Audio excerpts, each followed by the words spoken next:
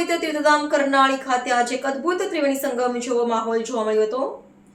નિમિત્ત હતું પિતૃશ્રાદ્ધ પક્ષનો અંતિમ દિવસ, ઉત્તરવાહિની નર્મદા પ્રક્રિયાનો વિરામ અને પવિત્ર માસની તિથિ અવસરે કરનાળી સ્થિતિમાં રહેવા આશ્રમ દ્વારા વિશાળ ભંડારાનું સભર આયોજન કરવામાં આવ્યું હતું, જેમાં હજારોની સંખ્યામાં શ્રદ્ધાળુઓએ પ્રસાદ ગ્રહણ કરી ધન્યતા અનુભવી હતી.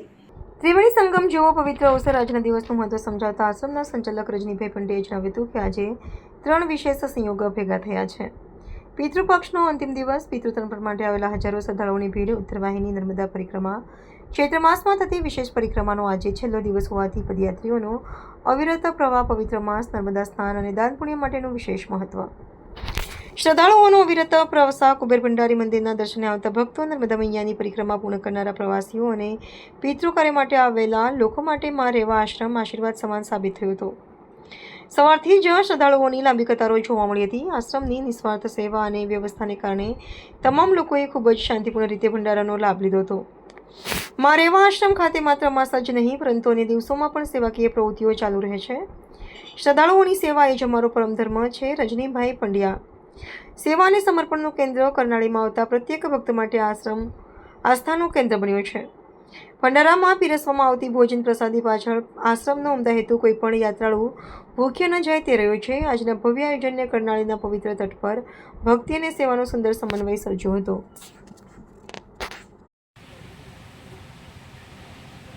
નર્મદે હર. જય કુબેર ભંડારી. આજે ચૈત્ર વદ અમાસ, સર્વ પિતૃઓનો મોક્ષનો દિવસ, ઉત્તર વાહિની પરિક્રમા નર્મદા માતાની એનો પણ છેલ્લો દિવસ, મધુમાસ કહેવાય.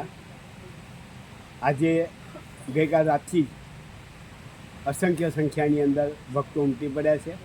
નર્મદા સ્નાન કરી કુબેર દાદાના દર્શન કર્યા પછી નવનિર્મિત આપણો આ મહારેવા આશ્રમ જે તૈયાર થઈ રહ્યો છે ત્યાં પ્રસાદી દેવા માટે બધા આવે છે.